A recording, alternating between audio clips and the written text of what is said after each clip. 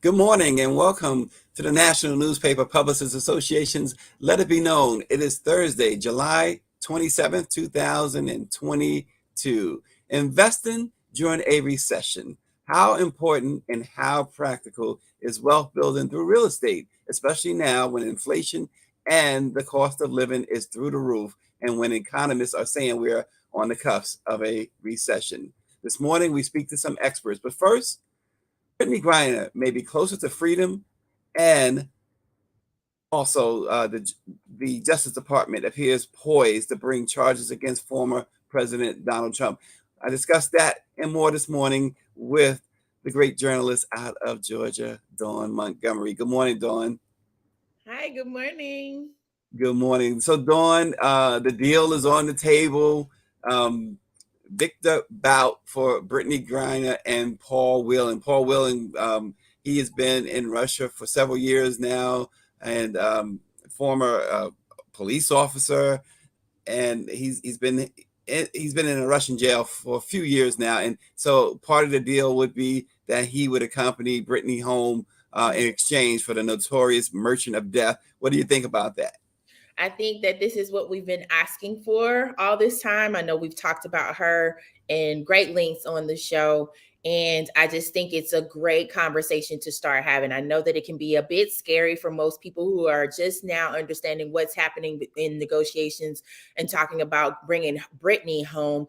But the biggest thing here is that it seems as if Biden and our government are reaching out to say, hey, we may be able to give you what you want if you make sure that we can get our people back here safely. Yeah, she was Brittney Griner, that is, was testifying at her trial yesterday. We know she's already pleaded guilty to possessing the cannabis oil, but she said it was a total mistake. She did not intend to put it in her bag, and she also said she signed some things signed some papers she did not understand because of the language barrier. And so here we are. But the encouraging news, Dawn, it seems like that we're going to get some sort of response from Russia is expected this week. Yes, and that's very encouraging, considering that we already kind of knew that for them, in order for them to detain her or get or capture her for the most part, it would come at length of them not actually explaining her rights. I think that's one of the biggest things where the lines of communications got blurred for the most part. But again, this is Russia doing what they needed to do before, they decided to go to war with Ukraine and all of this. And so at this point, when I feel as if her latest plea, being via the letter that she sent to the White House, where she stated, she needed Biden to do something, but she didn't want him to forget about anyone else that was over there in Russia being detained. I think that really kind of got the government to really move also with, us doing, conversations like this, as well as the WNBA players, I should say, not the league, but more so the players, speaking up consistently, as well as the WNBA fans on Twitter and Instagram and Facebook, making sure that the government knew that we actually care about what's going on with Brittney Griner over there in Russia. Yeah, and it's interesting too because, like you said in her letter, she talked about others. Most people we've heard, everybody wants her home, but many people, I should say, have said, "But her for Victor Bout, that's not." A lot of Americans, a lot of Black folks too, said, "I don't know about that." Yeah. I had a few people actually. A good friend of mine, Van Lathan, posted, I don't think y'all want to know my thoughts about this, and it's one of those things where you have to look at both of their supposedly crimes, right? We know he did what he did, he's arms of mass destruction, correct? But for her, you're talking about a vape.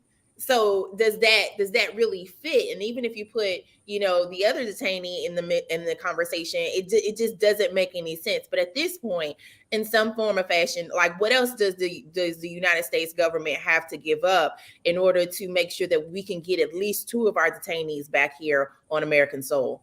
Yeah, we encourage our viewers to write in what they think. Let it be known what you guys see as to this trade, this proposed trade of Victor Bout, the Merchant of Death, who really his goal in life, stated goal in life, is to kill as many Americans as possible.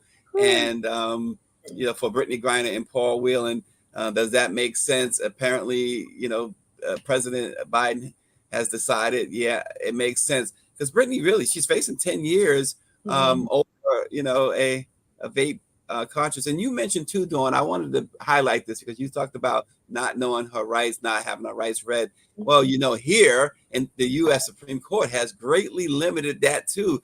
Right. So many arrests now, you may not hear officers say you have a right to remain silent.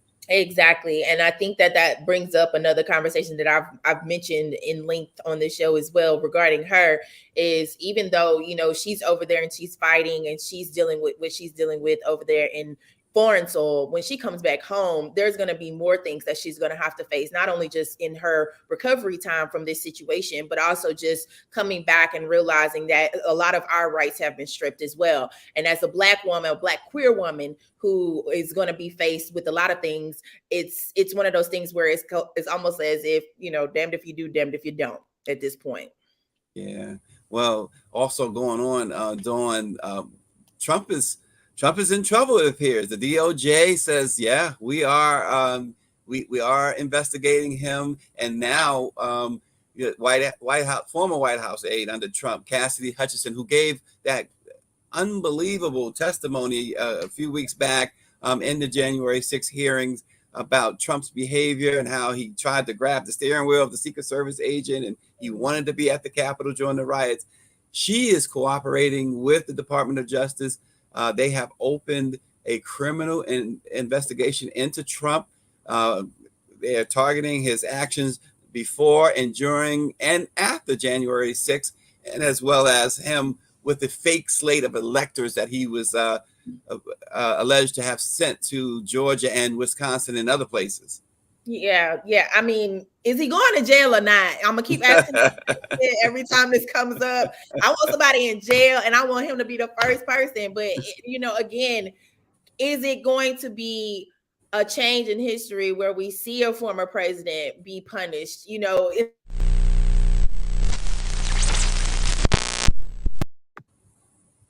Okay.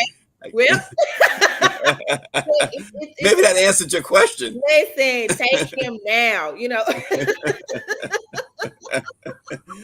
Oh man. But yeah, at this point, it's I feel like it's almost with the updates that we are getting. That, I mean, I get it. It's news. We're gonna get updates, as it goes. But until someone is served, like, you gotta go. You gotta come to court. We finna take you to jail because you're not coming or something, or you're lying in court. Let's make it plain at this point, because we know what this man did. We've seen what this man has been doing even before the insurrection, during the insurrection, and after the insurrection. Look at the emails that he's sending out during this time, as far as fundraising and all of this for other GOP candidates that are running during the midterms. No, he is still going. So when are we going to say that you can no longer abuse your power at this point and do the things that you're doing and inciting, riots? Come on. No, you got to go. Well, when you prosecute someone, it's not only because, certainly in large part because of a crime they've committed, but it's also to send a message that society does not tolerate this, right? And so at some point you would think, based on all of what has come out, that they would say, okay, we got to deter future presidents from doing this, right? Future presidents, and honestly, we're going to be 100 future politicians, future Supreme Court justices, because I mean, look at Clarence Thomas's wife. This whole situation is it's not just a presidential thing. It's literally, if you allow this man to do what he has been doing and continue to not be prosecuted for the things that he's done, then you've got everyone else that's a part of that agenda or a part of that particular party who's going to act accordingly. Come on, they're gonna see that there's not gonna be any type of retribution. There's not gonna be any type of anyone calling them out, holding them accountable, and it's frustrating that we have to consider consistently hear what's happening, and to us, the general public, we're okay, So who's going to jail? Like, so who is actually going to, well, we do know that the black man that was participating. I was waiting for you to get to that, Dawn. But he got the longest sentence. Okay, but I mean, sir, why were you there? You know what I'm saying? Like, you had to know they was gonna catch you, So, but in general, I need everyone else to follow suit, and their sentences need to be just as long as his, honestly, because I don't want, I know for a lot of people on social media, the joke was, even if you were part of an insurrection, you were still a part of the coup. It goes back to Kanye West's little famous lyric. But in my opinion, it's like, okay, we got him too, but there are more people who did other things. There are more people who don't look like us that you need to be prosecuting just as hard. And the president is one of those people. The former president, I should say. Former president, yeah. And it just, I think too, it seems, when you hear people talk, I think what they're saying too is that, okay, he is at least contemplating running again, probably running again. So it's even more imperative that the Department of Justice moves on this, because imagine, is what folks are saying, he runs again. Imagine he wins again. There's no prosecution and he runs and wins again. Now, what can you say? What can you do to control someone like that? Well, at this point, if they don't do something, if something is not drastically done, right, he's going to run. He's going to flex that power. He's going to continue to do the things that he's doing. And the agenda that we see that's actively happening right now, that has taken close to maybe 10 to 15 years to get to this point, it's going to get worse. And as far as I'm concerned, I'm like, it's really not, in my opinion, not such a difficult process, considering we have video, we have text messages, we have emails, we have all of these things, tweets, former tweets, all of these things that we see. And it's like, come on, it's right there. We have to do something. We have to keep him from wanting to even say, okay, yeah, I'm going to give it a shot. I'm going to run again. Like, he shouldn't even be thinking about that at all. Well, he certainly is having rallies. David Youngblood writes in that the sister in Fulton County, Georgia, will be the one to bring justice to individual one. Walter Hill says, I am a Democrat from the dog catcher to the White House cook. But what did the president do to go to jail? So Walter says I guess Walter's saying he doesn't understand what Trump may have done to warrant prison. Well, I'm gonna need Walter to start Googling, because, sweetheart, as much as we talked about everything that's been going on, like, it's there. And we've got plenty of black press publications that have done stories that you can look up, and you can find that information there, sweetheart, because I need you to be more informed instead of just kind of basically, putting that question out there, because everybody knows. And Dr. Nicole McDaniel says, agreed, it would be a shame to go through this entire process, hear all that evidence, and have no consequences in the end. And I guess that's exactly what we've been talking about. Yeah, and that would be so frustrating. Yeah, well, and that's what we hear from so many, how frustrating it would be. The January 6th Commission has laid out so much evidence here. So we'll see what happens, right? Right. We will. Dawn, with the economy in a downward spiral, what are some investment strategies we can make to help us as we head to what many say is a recession? Why should we be thinking about investments now?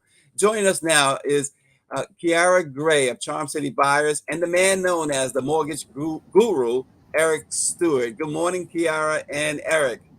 Good morning. Morning. Well, it's good to see you both. Let's start off. Obviously, they say ladies first. So, Kyara, investing right now, is it a good idea with all of the economists saying there's a recession coming, and plus we have inflation now, prices are so sky high, interest rates continue to climb. The Fed yesterday raised it again. Is it a good time to invest? Yeah, I think one thing that's very important for everyone to remember is that real estate is cyclical, right? And so over the last probably over 10 years, we've had this really hot market where prices are increasing, things are constantly being bought and sold on the market. But there's still great opportunities. A lot of folks were unable to buy property because they were selling too quickly, prices being very high. And so we'll have this space where interest rates are higher, yes, but we may see some pressure on purchase prices and valuations of properties coming down. And so we have been talking to folks about being prepared, right? Making sure that your credit's on point, that you know and understand what it is that you're looking to do and accomplish in real estate, whether that's buying your own property or an investment property. But there's going to be opportunity, and folks are always winning in every part of that cycle, including the one that we're going into now. Yeah, and Eric, mortgage guru. So Kyara just laid out about good credit and things of that nature. But with the rates so high, how do you go about this right now? Is it a good time to really, when you look at the mortgage interest rates and other interest rates, they've climbed dramatically, Eric. What do we do about that? Even if we have good credit, even if we have, a little bit of a nest egg tucked away, is it smart? What's the smart thing to do with your money right now? The smart thing to do is invest. So we have to reprogram ourselves. So first of all, you say interest rates are high, and then you say that is a bad thing. It's a bad thing if you're paying an interest rate, but an interest rate is short for interest rate of return on investment. So your question to me is it a bad time to invest when my rate of return on investment is high? You answer that question.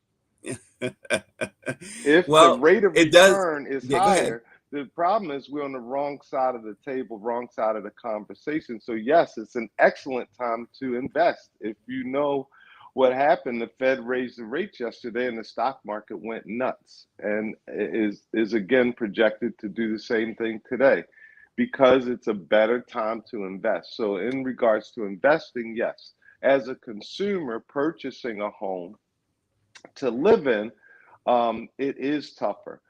There is a tighter squeeze because interest rates almost doubled in less than 30 days. They went from being in the threes to being in the sixes for a lot of people, almost overnight.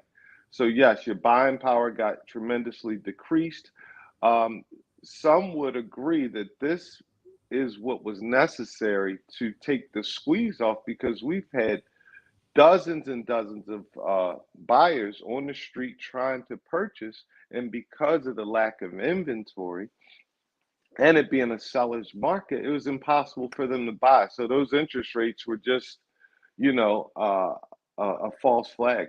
You weren't able to actually spend that money and get a house because you would go out to purchase a home and it'd be 20 offers on the house. So now we expect that things will loosen up, that some inventory will start to come available, and that buyers will be able to actually close. Don't forget, interest rates aren't high right now. We've been brainwashed to think that these 2 and 3% interest rates during the pandemic is a normal thing. It isn't.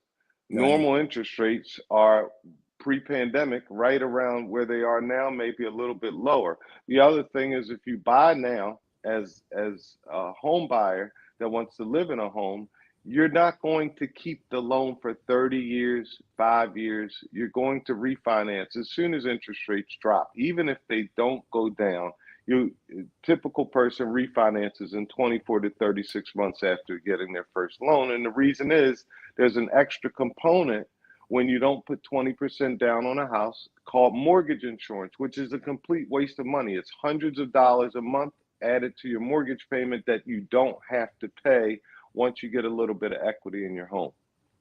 Yeah, and so I'm going to stay with you for one moment there with that mortgage insurance. How does one avoid that? Explain to our viewers, how do you avoid having to pay that? As you said, it's hundreds of dollars extra a month. Well, you can refinance to get rid of it. And it is a necessary component for most, especially first-time home buyers, because most people don't have 20% down. Others have some credit challenges, don't have stellar credit, and still should be able to engage in the home buying process. The mortgage insurance is insurance for the lender, which allows the lender to give fair terms that they give to people with high credit scores and 20% down. You get the same rates as them. Otherwise, with you only putting down, 3 to 5% down on your home purchase, the interest rates would be double digit because the lender would be at tremendous risk that you will not repay the loan. What that insurance does is it levels the playing field. So it's a beautiful tool that allows folks, and most first-time home buyers don't have that kind of money to put down. They struggle to be them put down the 3 to 5% that's necessary. So it's a great tool. It's necessary, and it has evened the playing field that allows people to get into a home. Now, once you get into the home is not just the nice kitchen and granite countertops. It is an investment, and the investment is going to historically grow in value, 3 to 10% per year. And as that happens, you gain what's called equity. Equity is the difference between what you owe on the house and what it's worth. So if the house is now worth 20% over what you owe, you can make a phone call to someone like me and say, I want to get rid of mortgage insurance. You also can buy it out. So even if you get a little bit of equity after 1 year or 2 years, and that's why people refinance so quickly after they get their first loan and buy their home, is because you can just get rid of mortgage insurance when you have good credit, you've been paying your bill on time, and the lender is less at risk that you're not going to repay. You can get it dropped. Yeah, and so again, well, let me go to Dawn, because Dawn, we know that as journalists, we get a lot of we see a lot of stories and on the business side about interest rates. We see a lot about investing, and then in the Black press, we talk a lot about generational wealth and how important that is. I want to bring you into that conversation. Yeah, so, I'm glad that he brought up something that I feel like a lot of people are missing, is that they'll be able to refinance later on as interest rates change, which is a huge thing. And that's quite important to state. But I feel like the biggest part of all of this is just understanding generational wealth. And we continue to have this conversation because there are a lot of uneducated people, uncertified people, who are trying to teach people about generational wealth when necessarily, like, unless you've done it, unless you have this experience for a long period of time, or unless you've made some drastic changes in your family line, I don't think you should be deemed an expert to talk about these things. And that's just coming from my journalistic point of view, because there are a lot of people who are invested in classes, who are invested in other people to tell them what to do, but they're not telling them, like, okay, these are the actual steps that it takes to get to this point. When I'm saying and taking classes, I've had a few people that I've associated with or have known that have paid hundreds and thousands of dollars to be educated on certain things, and they're still in the same situation that they've been in. They didn't really learn anything, they didn't really change anything, maybe a credit score bump up or what have you, but outside of that, no purchasing of anything to add to their portfolios, to add towards their generational wealth or whatever that stands for them. So I just feel like, having both of these people on this call right now, on the show, to really kind of educate us overall as to how they've done the things that they've done. Because if I'm not mistaken, the lady that we have on the call, I think your daughter is the CEO of y'all's company or what have you. She is definitely the boss, Michaela, my 9-year-old daughter. That is a fact. Absolutely. That's amazing to me. And that, to me, that's probably one of the first steps of generational wealth, is giving your children some type of ownership, which I think is amazing, because you can do this at any level. Your child doesn't necessarily have to be the CEO, but your child could be an employee of the company and, start raking in some money in some form of fashion. And so I think that that's amazing to kind of see. And that just kind of proves that, in any level that you are economically, you can do something. Because one of the main questions that I was going to have for both of them was, if someone had $500 today that they wanted to invest, where would you tell them to invest it? So I think one of the things that's really important is that we take care of, I always talk about taking care of home first, right? And so making sure that you have things like an emergency fund and all of those types of things, which $500, you have some work to do to continue to grow that. But if you have $500 just set aside, honestly, I think the first start could be even doing something as simple as investing in the S&P or SPY or some one of those types of stocks that is stable and you can sit there, you can watch it. Because I think one of the things that we have to do when you talked about education, which I think is very, very important, but we really have to start shifting our mindset around what it is we can do, how we can do it, and the true opportunity there is to shift your experience and the experiences of those coming after you, which is generational wealth beyond just the income, but also the exposure and opportunity to learn more and new things. And so for me, I'm always big on how do we increase our income? How do we obviously kind of tighten up those expenses? But really start to shift the mindset, whether it's our circle or where we're getting information or who we're surrounding ourselves with, to think differently. Number one. And then number two, something I really wanted to share when we're thinking about investing in real estate during this recession.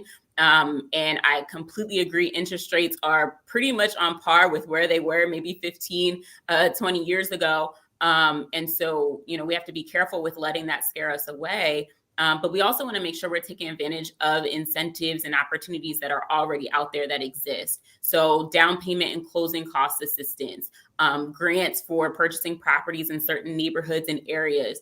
So all across the country, literally, if you Google the city or state that you live in and home ownership grants or incentives, you'll likely find a lot of opportunities to help offset some of that out-of-pocket cost, to maybe get yourself in a position to put 20% down, or keep more of your cash in your pocket when you're buying a property so that you can leverage that money to invest and do more in other things. And so I think education, however you get it, whether it's YouTube University or in investing with and through a mentor or a coach, you want to make sure that you're learning some things that are going to really position you to do not only what it is that you're trying to accomplish today, but what you're thinking about and really trying to set up for the future. Yes, that's awesome. So Eric, for instance, Michelle Madison mentions that her son and his family are trying to purchase their own house. She suggested looking into an FHA program. Talk about the different programs. Kyara just talked about first-time home buyers and other programs, but what other programs should folks be aware of? And what are some of the misconceptions that we may have in general, particularly as Black folks, when we are looking into investing in real estate, buying a house, or investing in other products?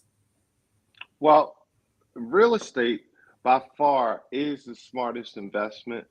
It is one of the only investment vehicles that you can leverage. Okay, so let me explain this to you. If you invest money in the stock market, let's say you put that $500 into the stock market and your stock goes up 10%, you get $50. If you invest that same money into real estate, you are putting down 3.5%. The bank puts up the rest of the money in the form of a loan. But if your real estate goes up 10%, and let's say that's a $200,000 house, that's $20,000. Now, you only put up 3.5%, so you should only get 3.5% of the winnings. But with real estate, you get the entire 20% that it goes up. So that 20,000 is yours based off of the only $7,000 you put down. So very quickly, that's almost 300% return on investment. So this is just for an owner-occupied home. So when you purchase a home and you put down so little to control an investment that is so big, the return is astronomical.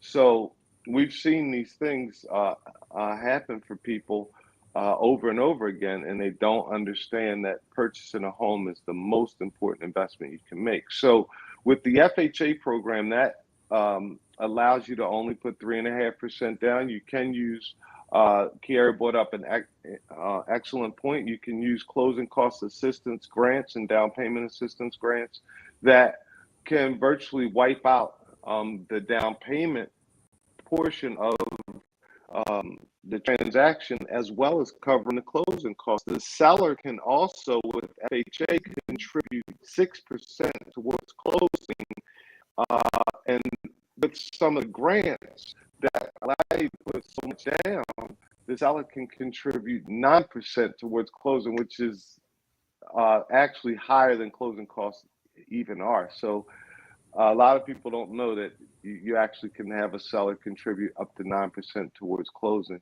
So these things were not happening during the pandemic, during those 3% interest rates, because there were so many buyers, not enough houses to buy. So sellers were having their way, and the grants were inexistent. It didn't matter. You could choose one of two things. You could get a grant or you could get a house.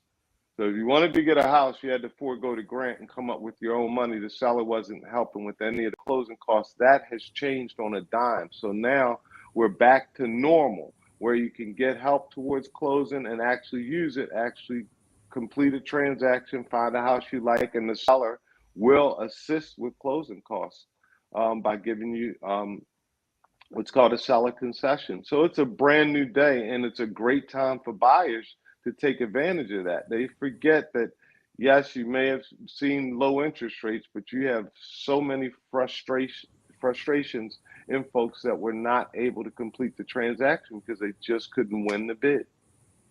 Well, the Baltimore Times writes in that there are programs and assistance in Baltimore where you will end up needing only earnest money deposit and money for inspection. Kyara, that sounds awesome, right? Yes, absolutely. So of course, Baltimore is my town, so I'm all about Baltimore. But absolutely, Baltimore is one of those places where it's not rare in the types of markets that we're moving into for folks to leave the closing table with cash, right? And have have the opportunity to leverage some of those grants to be able to buy down their interest rate, which again, we're talking about interest rates being higher. When you have those types of opportunities to leverage the grants and incentives that are out there, you can make better, more informed, more educated decisions that put you in a much better place.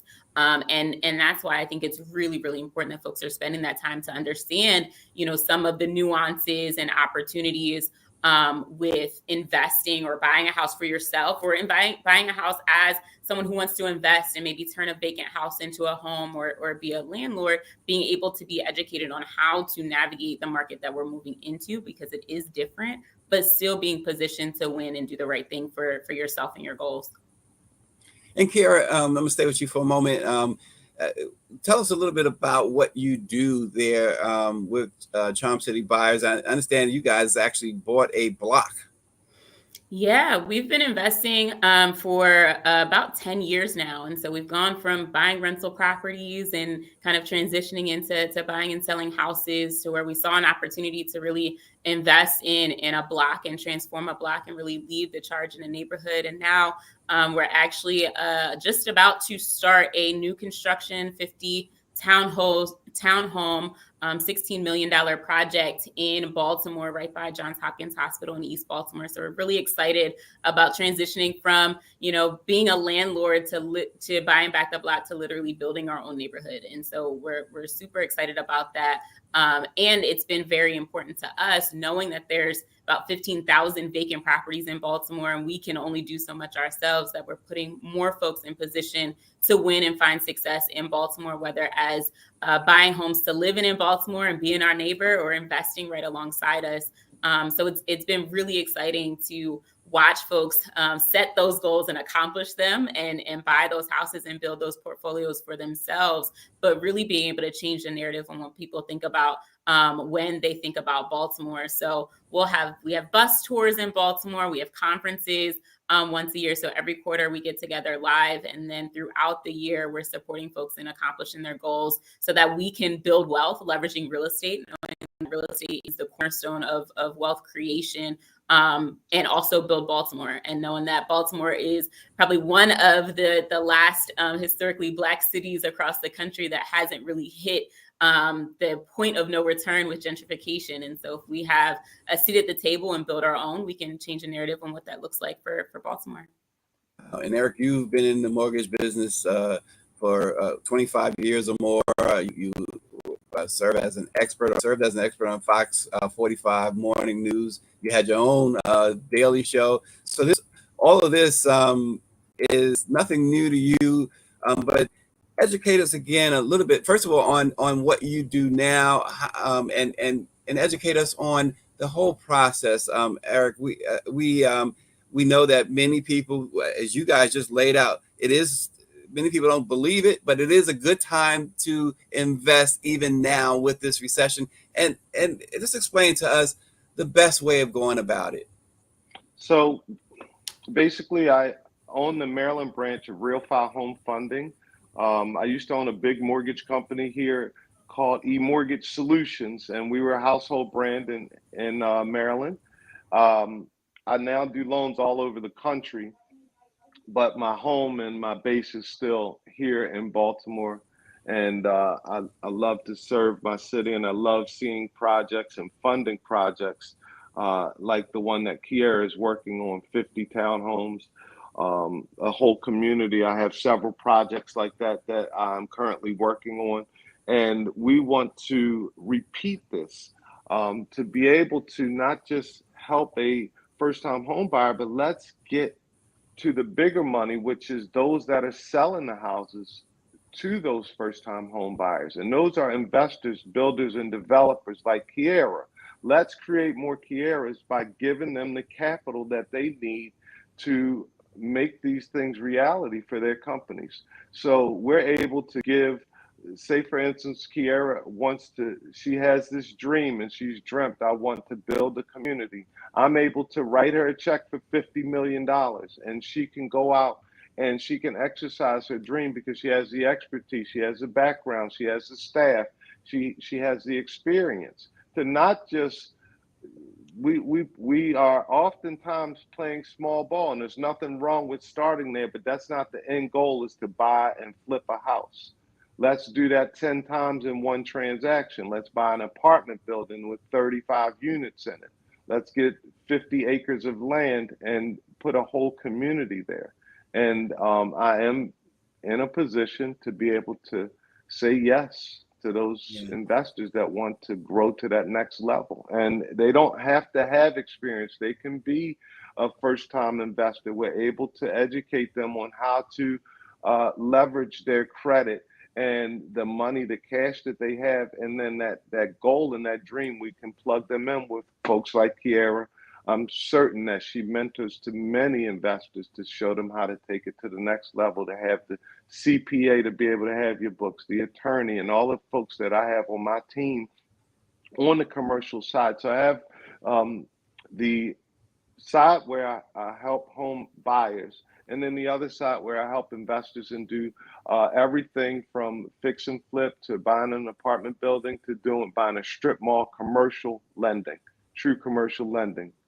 That's big budget loans. Well, and real quick, we got to run, but contact information or website for both of you, Eric and Kyara. I'm easy to reach. Go ahead, Kyara. Oh, sorry. Yes, you can find more about Charm City Buyers. We're all over social media. So at Charm City Buyers on Instagram, Twitter. We have a YouTube page with tons of information as well, and charmcitybuyers.com. Thank you for having us. Oh, thank you for being here, Kyara. Great. And Eric, real quick, contact. Real easy to find me. I'm Eric E Media on Facebook and Instagram, or you could just give me a call, 410-844-3930, and we are located right in Pikesville. All right, Eric, we appreciate you, Eric Stewart and Kyara. Great. Thanks so much. And of course, Dawn Montgomery, always appreciate you. Thank you for joining Let It Be Known. We will see you tomorrow.